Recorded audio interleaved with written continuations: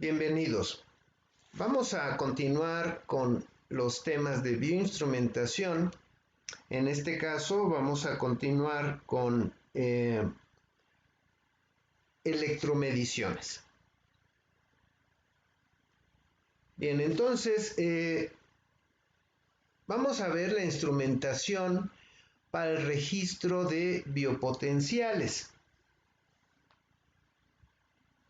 Permítanme. Ok.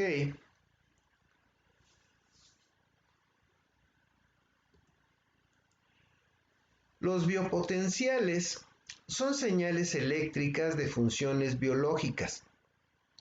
Las señales biológicas son registros en el espacio-tiempo de eventos biológicos.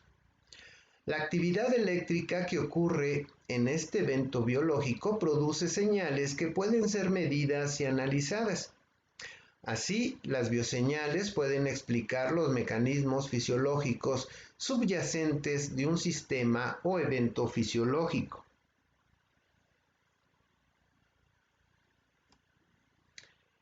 Vamos a hablar acerca de la electrocardiografía.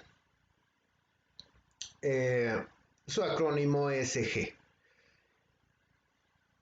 La electrocardiografía es un diagnóstico que consiste en la obtención y registro gráfico de los potenciales eléctricos producidos por el corazón en los diversos momentos de su actividad. Se obtienen mediante instrumentos especiales, que son los electrocardiógrafos, que amplifican los impulsos eléctricos que se obtienen en varios puntos de la superficie corporal, en derivaciones periféricas o precordiales. Aquí, en cuanto se pueda, ustedes tienen que hacer el diseño y construcción de un electrocardiógrafo. Ya deben de ser muy buenos en la instrumentación y en el filtraje analógico, y que posteriormente podrán ingresar la señal a su sistema a base de microcontroladores para que con los algoritmos adecuados puedan mejorar la señal y sacar datos necesarios de la señal. El electrocardiograma está formado por una onda P, un complejo QRS y una onda T. A veces se ve la onda U. La onda P representa la despolarización auricular antes de la contracción ventricular. El complejo QRS, los ventrículos, se despolarizan antes de contraerse. Es decir, los eventos eléctricos suceden un poquito antes del evento mecánico. La onda T representa la repolarización ventricular. ¿De acuerdo? Entonces, ustedes recuerden, la onda P representa la despolarización auricular, el complejo QRS, la despolarización ventricular, junto con la repolarización auricular, y la onda T representaría la repolarización ventricular. Vean, aquí tenemos una onda pues muy característica del trazo electrocardiográfico. Aquí tenemos la onda P, el complejo QRS,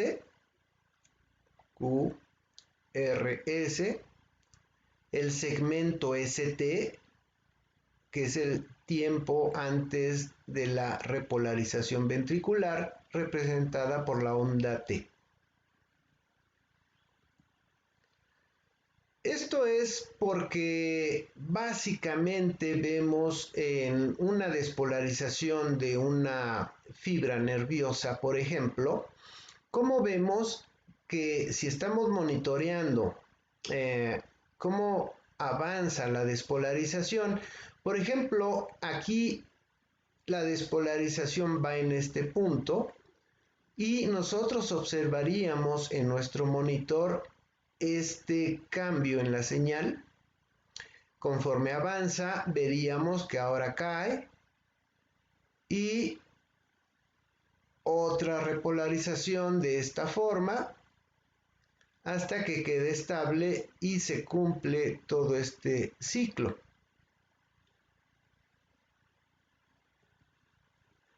Vemos aquí una imagen del corazón. Vemos que aquí tenemos el nodo sinusal. Vean, aquí está. Este es el nodo auriculoventricular, el haz de His, de modo que la despolarización primero viaja del nodo SA de esta forma y llega al nodo auriculoventricular, de modo que aquí observamos que la despolarización primero ocurre en las aurículas, ¿verdad? Del nodo auriculoventricular a través del haz de His, que aquí lo tenemos, se continúa a través de las ramas que vemos aquí, a través de estas ramas, por las fibras de Purkinje de esta forma, y ya viene la despolarización ventricular, ¿verdad? Aquí vemos una representación gráfica de cómo va avanzando el potencial y cómo la suma algebraica de todos estos potenciales componen el trazo electrocardiográfico.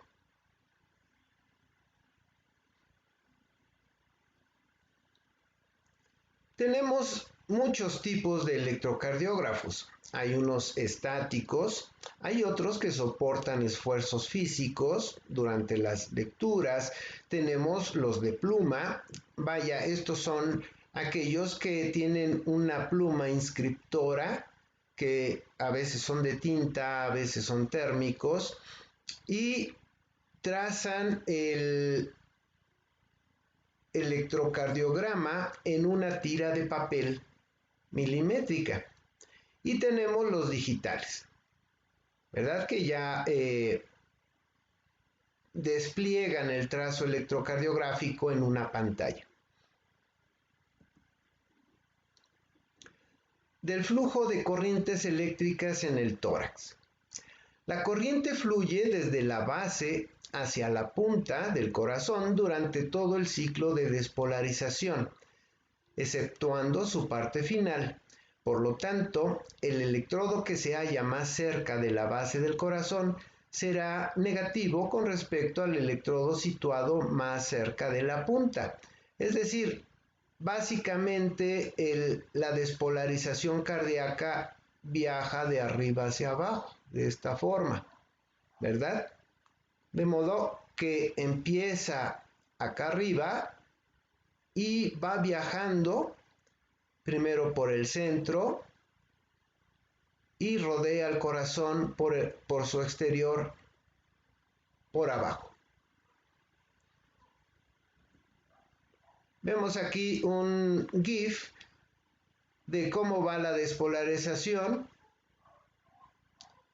Vean, este es el nodo auriculoventricular y cómo baja por el haz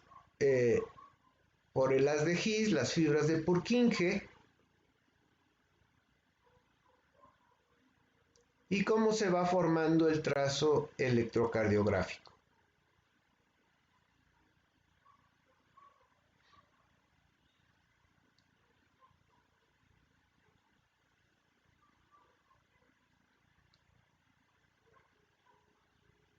Entonces, básicamente es de nosotros, como estamos ahorita viendo esto, permítanme borrar aquí esto un segundo.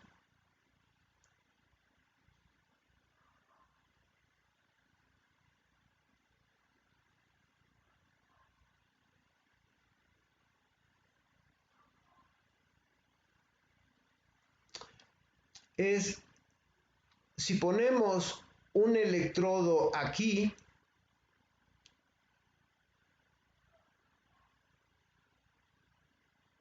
y ponemos otro electrodo acá, y aparte el de referencia en la pierna izquierda, nosotros vamos a instrumentarlo de esta forma. Básicamente es poner un amplificador entrada diferencial, salida diferencial, como ya lo comentamos en una sesión anterior. Vamos a decir que esto viene aquí, a este electrodo. Este viene aquí, a este electrodo. Y de aquí pondríamos este amplificador, entrada diferencial, salida diferencial.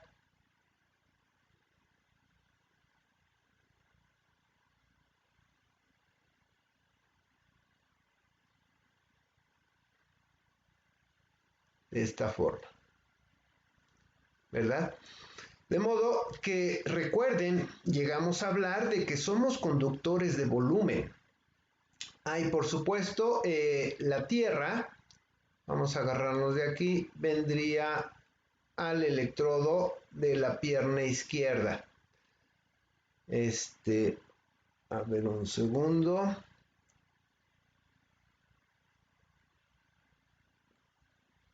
Es que aquí luego me salen rayones que no los tengo previstos, pero es debido a mi puntero. Ok, aquí va la resistencia. Bueno, entonces vean, este electrodo ve que la despolarización viaja para acá. Este electrodo ve que la despolarización baja así, ¿verdad? Y este es mi referencia.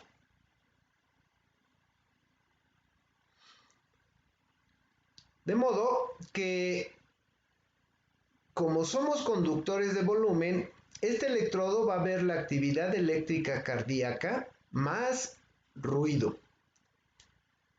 Vamos a decir actividad cardíaca 1 más ruido. Este electrodo ve la actividad cardíaca 2 más ruido.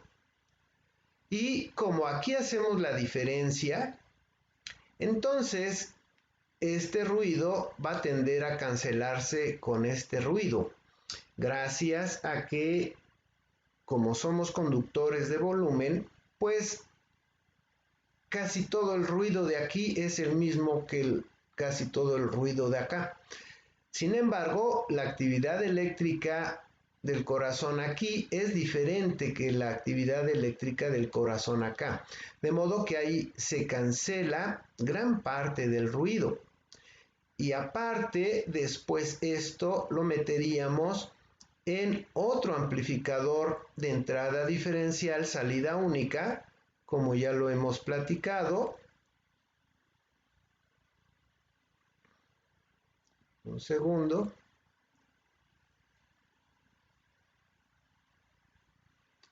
Permítanme. Bueno, esto es tierra. Y esto es tierra.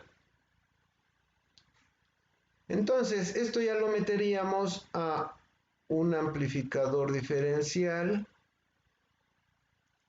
de entrada diferencial, salida única.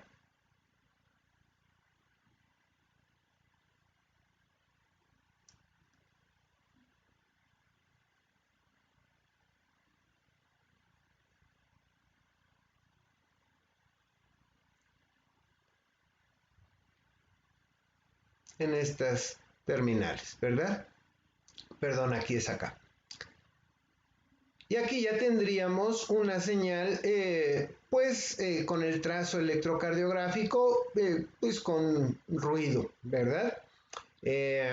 Donde ya aquí ustedes van a hacer gala de sus capacidades de diseño de filtraje, ya sea en serie o en retroalimentación, como lo hemos comentado antes.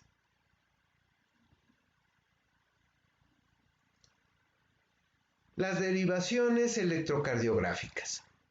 Tenemos derivaciones bipolares de las extremidades.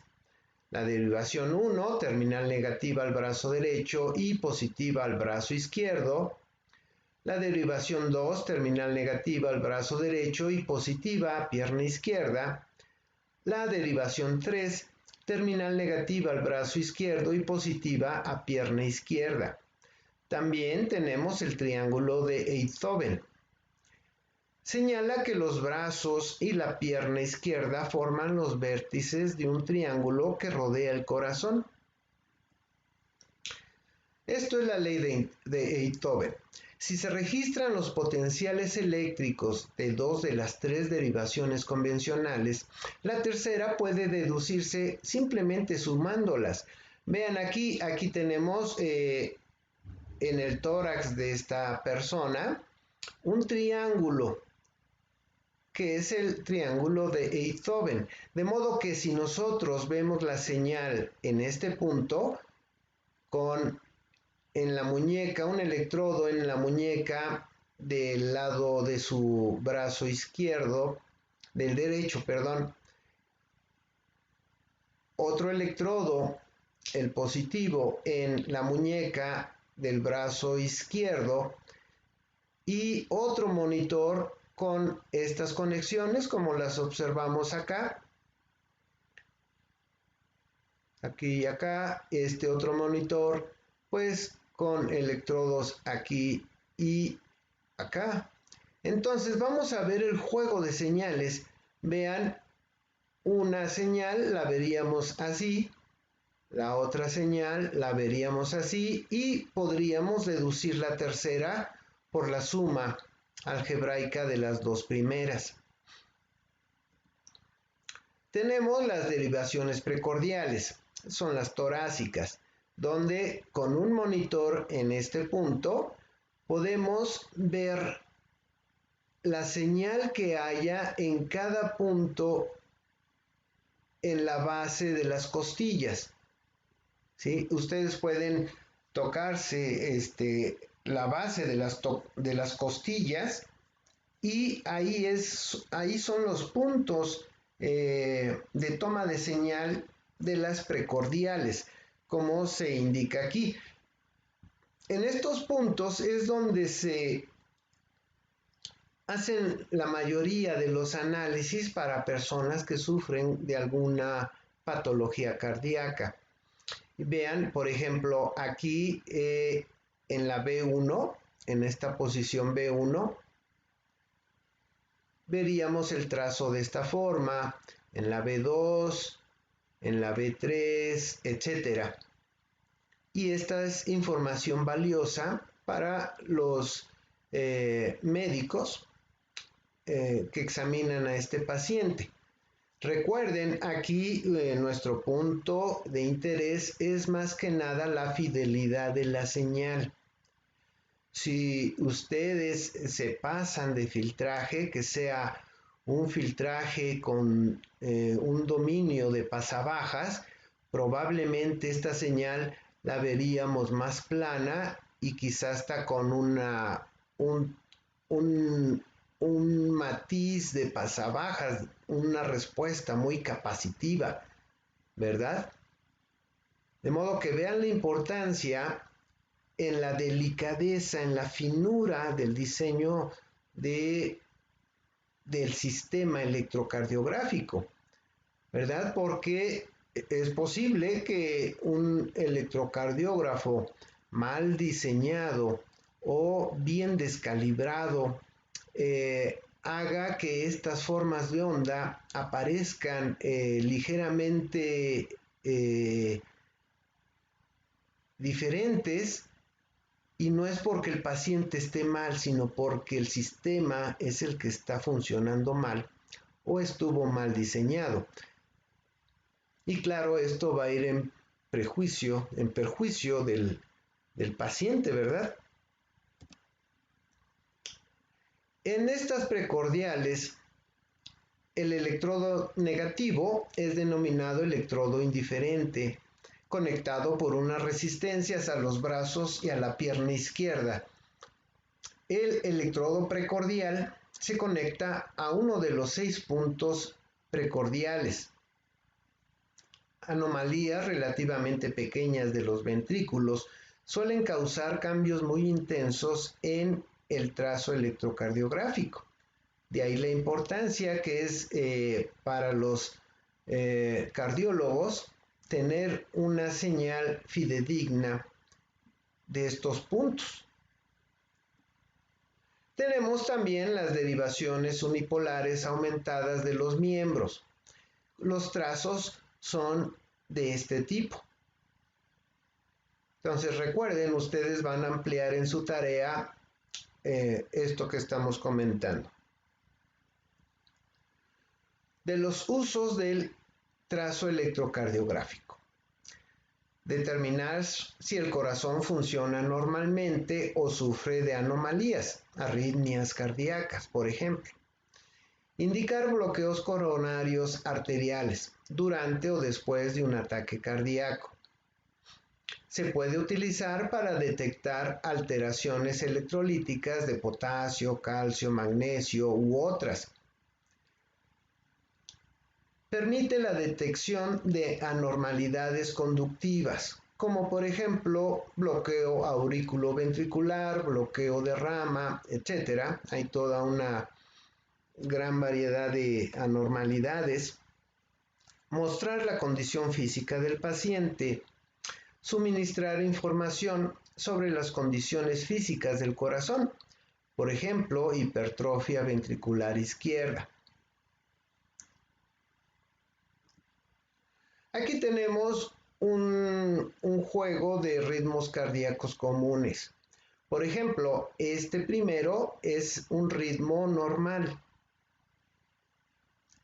Sin embargo, podemos tener una taquicardia ventricular que la veríamos de esta forma. También una fibrilación ventricular y la veríamos de esta forma. O contracción ventricular prematura.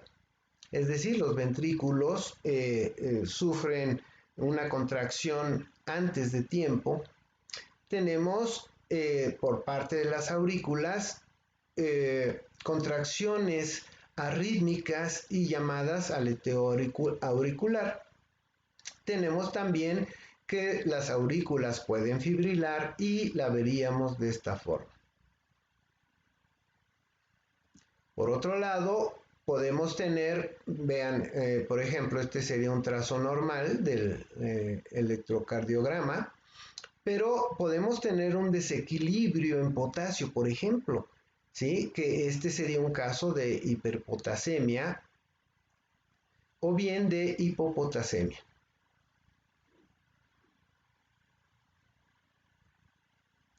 Los requerimientos del sistema del electrocardiógrafo debe de ser capaz de tomar señales desde 0.3 a 4 milivoltios y claro, magnificarlas hasta un valor nominal de 1 voltio pico a pico de la salida. ¿De acuerdo? Rango de frecuencias. Lo normal para un electrocardiógrafo de monitoreo sería de 0.01 hasta 250 hercios. Esto es para un electrocardiógrafo de monitoreo donde simplemente se está observando el trazo electrocardiográfico del paciente que ya no está en condiciones muy graves. Ya para un electrocardiógrafo de una unidad de cuidados intensivos, el ancho de banda debe de ser mayor, ¿verdad?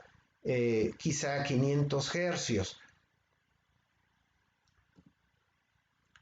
Bien, vamos a abordar ahora la electroencefalografía, que, como ustedes saben, es el trazo eléctrico de la actividad cerebral. Es el registro de la actividad eléctrica cerebral en condiciones basales de reposo, en vigilia o en sueño. El registro puede hacerse superficial sobre el cerebro, que ya esto se llama electrocorticograma, o mediante electrodos intratisulares. Esto sería el estereoelectroencefalograma. Vean, aquí tenemos una persona que tiene muchos electrodos conectados.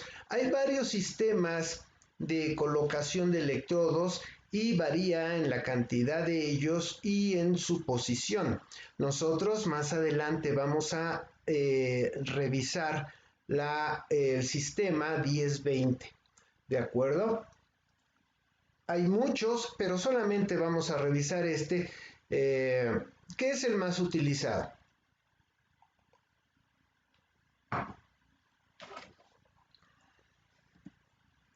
Vean, aquí tenemos una imagen de la corteza cerebral. Bueno, tenemos el cerebro y esta fina capa, a ver si la puedo mostrar mejor, un segundo. Permítanme.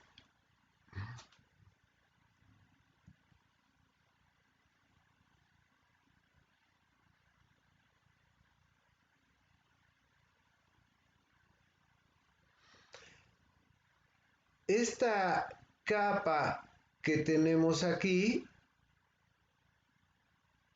que estoy poniendo en rojo, es una capa de alrededor de medio centímetro y es lo que se llama corteza cerebral, ¿verdad? Claro, aquí tenemos el cráneo, la piel, el cuero cabelludo y la corteza cerebral, vista a más detalle, está compuesto de estas capas de dendritas, estas neuronas.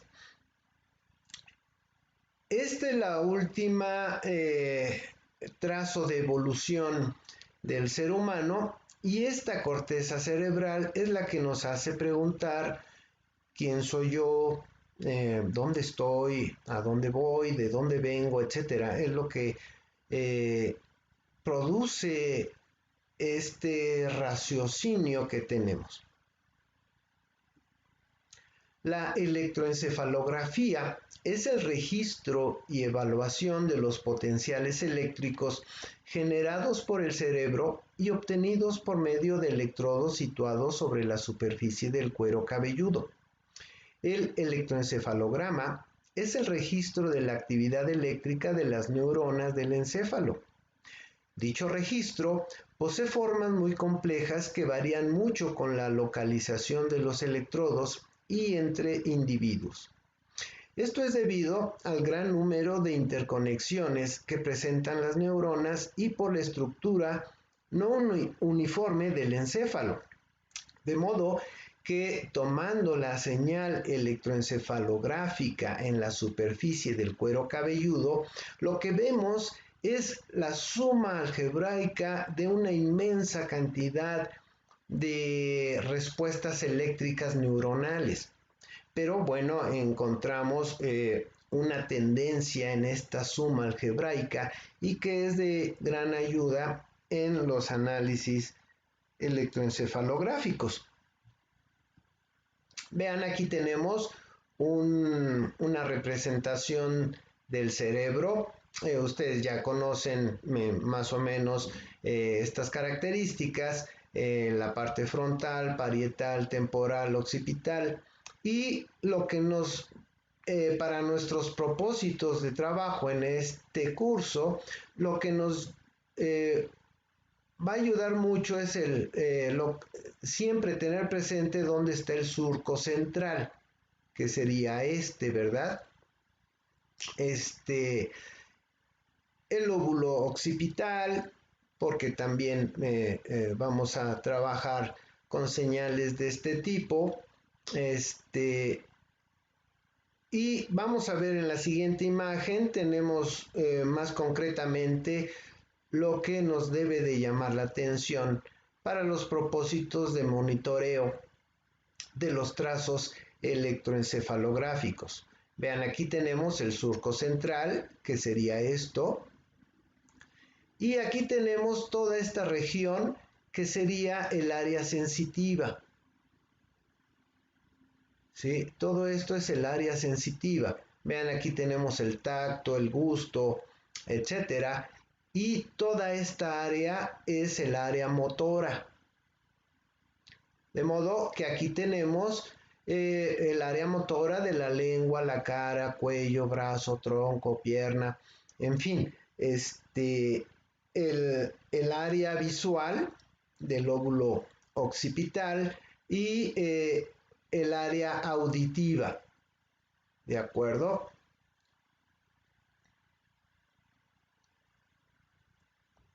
Todas las entradas sensoriales alcanzan con el tiempo la corteza cerebral, donde ciertas regiones parecen estar relacionadas específicamente con ciertas modalidades de información sensitiva. Otras regiones de la corteza parecen estar relacionadas específicamente con las funciones motoras. Por ejemplo, todas las entradas sensoriales somáticas de calor, frío, presión, tacto, etc., llegan a una región de la superficie cortical justo por detrás del surco central, abarcando la parte delantera del lóbulo parietal. Las entradas sensoriales somáticas de cada punto del organismo llevan a una parte específica de esta región, estando las entradas procedentes de las piernas y los pies más cerca de la parte superior. A continuación, el torso, seguido de brazos, manos, dedos, cara, lengua, faringe y finalmente las regiones intraabdominales en la parte inferior. La cantidad de superficie adjudicada a cada parte del organismo es proporcional al número de nervios sensitivos que contiene esa parte y no a su tamaño físico real. Una representación gráfica de la disposición de estas áreas, denominada homúnculo, parece una figura humana grotesca, cabeza abajo, con grandes dedos, cara, labios y lengua. Es decir, la imagen, si hiciéramos la imagen del ser humano que sea proporcional a sus áreas cerebrales utilizadas por todos sus nervios sensitivos y motores, veríamos que el ser humano debería de ser así. Este es el homúnculo, ¿de acuerdo?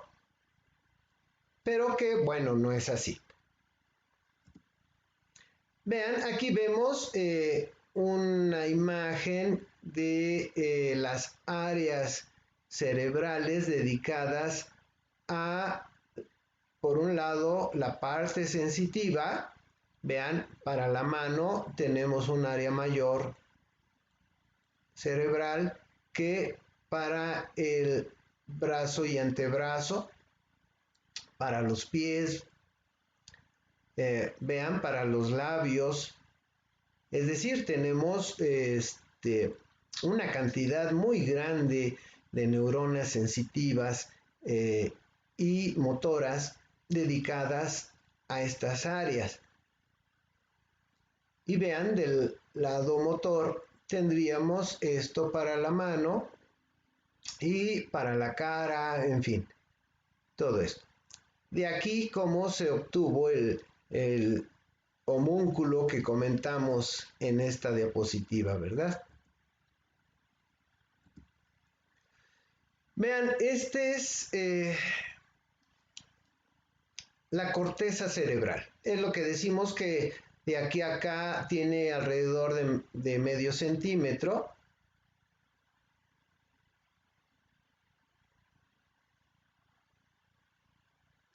Y es lo que nos hace ser lo que somos, humanos. Esta capacidad de raciocinio, de de preguntarse por qué son las cosas así, de investigación, de la curiosidad, etc. Entonces, esta corteza cerebral histológicamente está constituida por 6 capas celulares. Una capa superficial plexiforme, que sería esta parte de acá.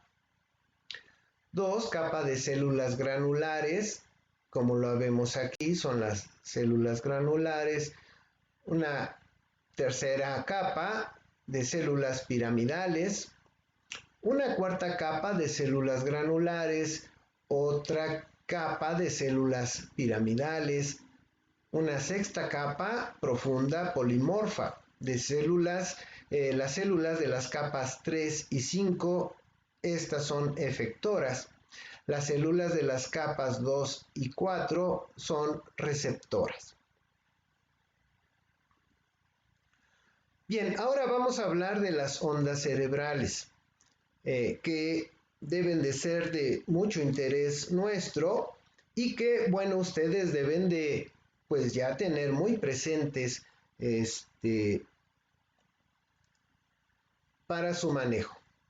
Su intensidad sobre la superficie del cuero cabelludo oscila entre 0 y 200 microvoltios, con frecuencias de una vez cada pocos segundos y 50 o más veces por segundo.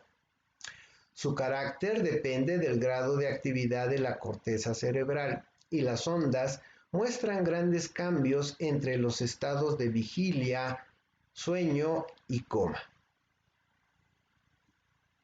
Vean, aquí tenemos unos ejemplos de la que se denomina esta banda de frecuencias llamada alfa, que va de 8 a 13 hercios y su comportamiento típico es así. Esta otra banda de frecuencias llamada beta, que es de 14 a 30 hercios y se visualiza en forma típica de esta forma. Otra banda de frecuencias llamada teta, que va de 4 a 7 hercios y su forma es así. Y las delta, que van de 0 a 3.5 hercios. Vean, este es el tamaño de 50 microvoltios, de modo que debemos de emplear ganancias mucho mayores que las que utilizamos para el trazo electrocardiográfico. Es decir, en el trazo electrocardiográfico obtenemos la señal en el tórax de 3 a 5 milivoltios. Aquí en el trazo electroencefalográfico vamos a obtenerlas prácticamente en un orden menor aún, ¿sí? De unos 5 a 10 microvoltios. Las ondas delta, estas tienen frecuencias inferiores a 4 hercios y de 10 a 50 microvoltios, localizadas en zonas parietal y temporal. Estado de conciencia, pues es el sueño. Comportamiento, pues sueño profundo, sueños oníricos, estados de reacondicionamiento físico, reestructuración física y mental. Su profundidad dura aproximadamente unos 90 minutos en la fase de sueño nocturno. En la infancia y durante enfermedades orgánicas cerebrales graves, esta frecuencia es la más desconocida. Las sustancias que intervienen, las propias del sueño profundo, se pueden generar con psicofármacos y somníferos. Las producen el sueño profundo, sueño nocturno, cansancio físico y mental. Aquí actúan a pleno rendimiento las partes más internas y profundas del cerebro. Entonces recuerden, estas son las ondas delta. Bien, ahora vamos a hablar de las ondas teta. están entre 4 y 7 hercios y son de 50 a 100 microvoltios, localizadas en zonas parietal y temporal. Estado de conciencia, vigilia y presueño. Comportamiento: estados de imaginación espontánea, estados oníricos, ensoñación, fantasías alucinantes. La realidad se abstrae y la mente vuela sola. Es el camino del sueño superficial al sueño profundo. Sus características son muy parecidas a la frecuencia alfa, solo que más pronunciadas. Están en total relajación física y mental. Las sustancias que intervienen son endorfinas y catecolaminas, artificialmente con psicofármacos y relajantes. Las producen estados de meditación profunda, yoga, meditación, música, situaciones de gran calma y relax, audición de músicas armónicas, etc.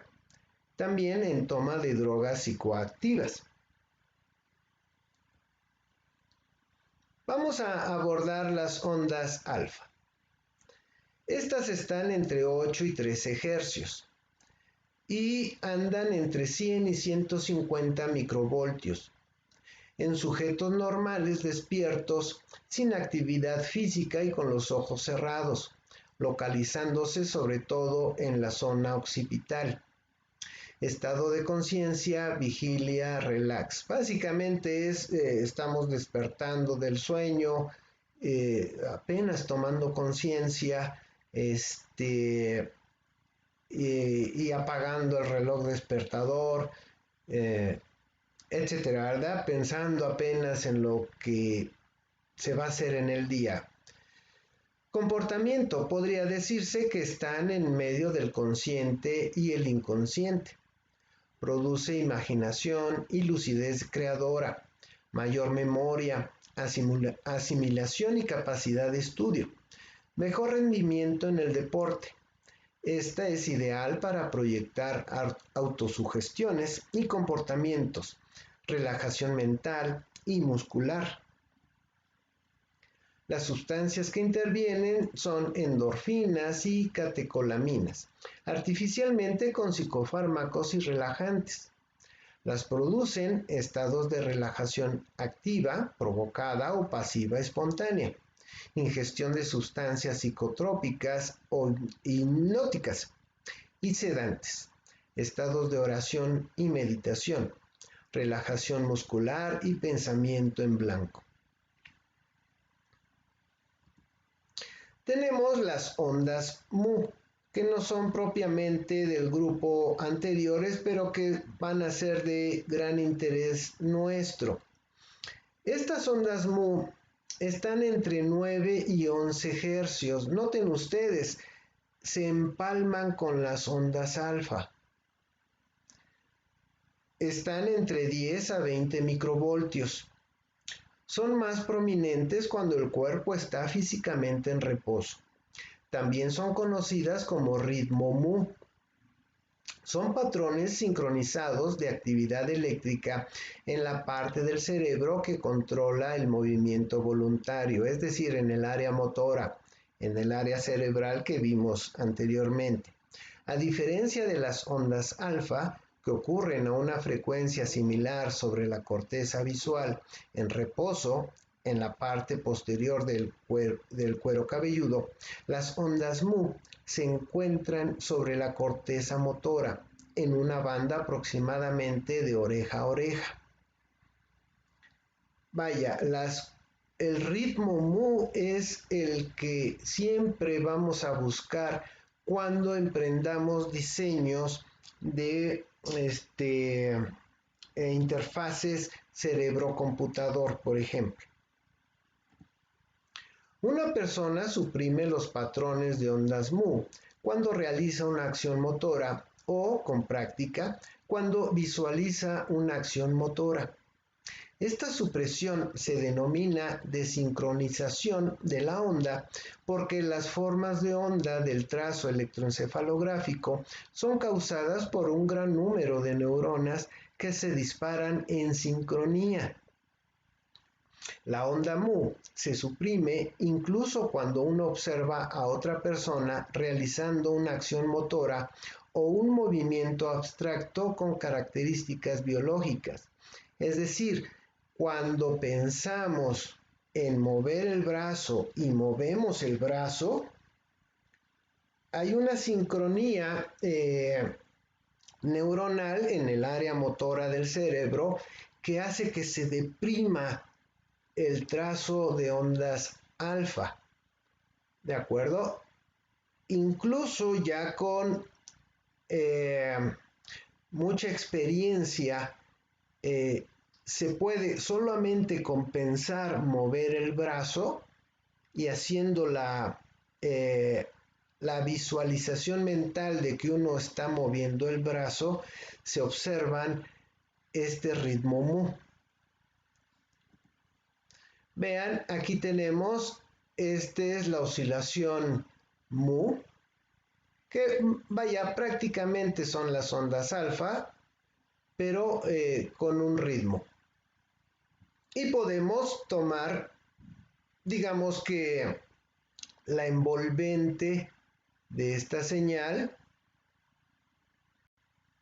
de esta forma, como lo veríamos acá, ¿verdad? Y vemos una compresión del trazo cuando se hace una acción motora o se piensa en hacer una acción motora. ¿De acuerdo? Vean dónde se originan, dónde podemos obtener el ritmo mu, como decíamos, de oreja a oreja, en toda esta área, que es básicamente el área motora del cerebro, ¿verdad? Y las regiones que se activan principalmente con esto.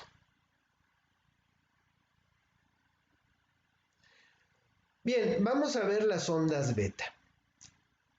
Tiene frecuencias entre 14 y 30 hercios y está entre 150 y 200 microvoltios.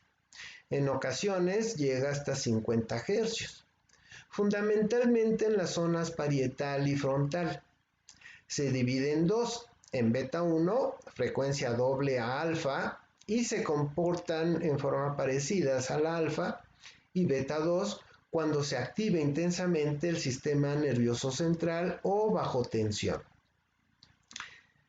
Vaya, podríamos decir que, por ejemplo, todos los que estamos alerta en este momento, viendo qué pasa a nuestro alrededor, viendo la presentación, razonándola, haciéndose preguntas, etcétera, en este momento podríamos decir que estamos en beta, ¿de acuerdo?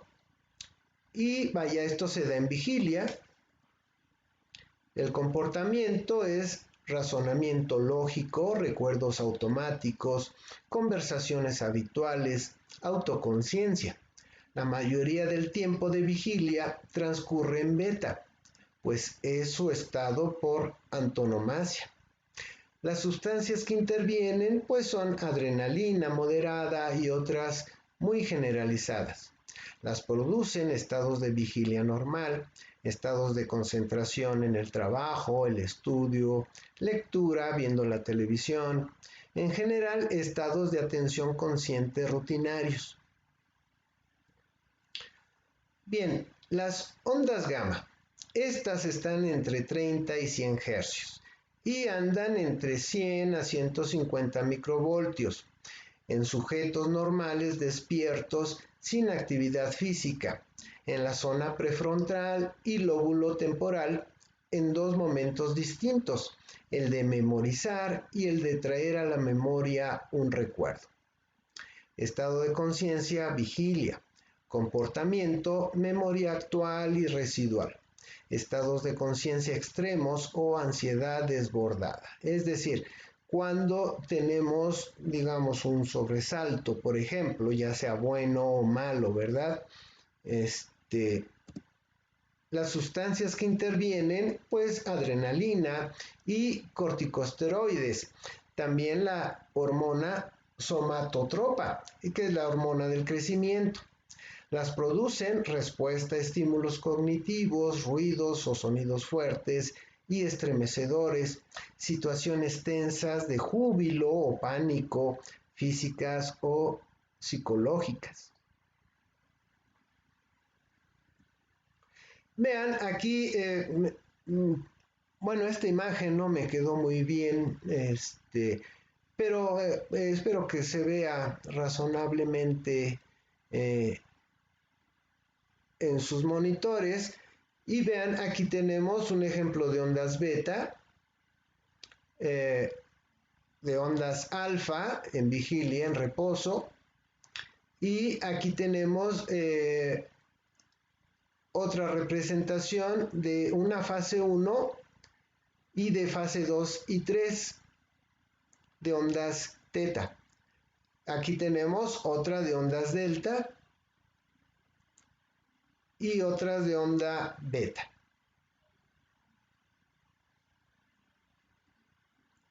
Aquí la idea es, perdón,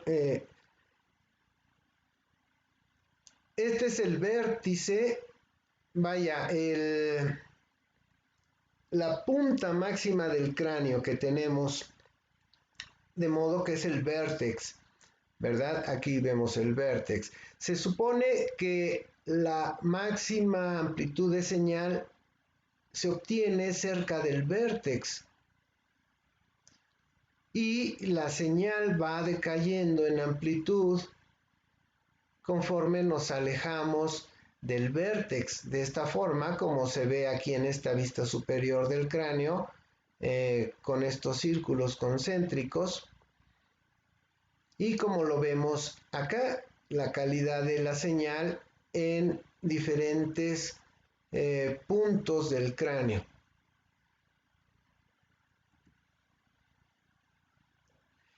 Y bien, vamos a dejarle hasta aquí, vamos a continuar en la siguiente sesión donde vamos a analizar el sistema de posicionamiento de los electrodos superficiales, ¿de acuerdo? Donde decimos que vamos a ver el sistema 10-20. Pero bueno, eso lo vamos a analizar en la siguiente sesión.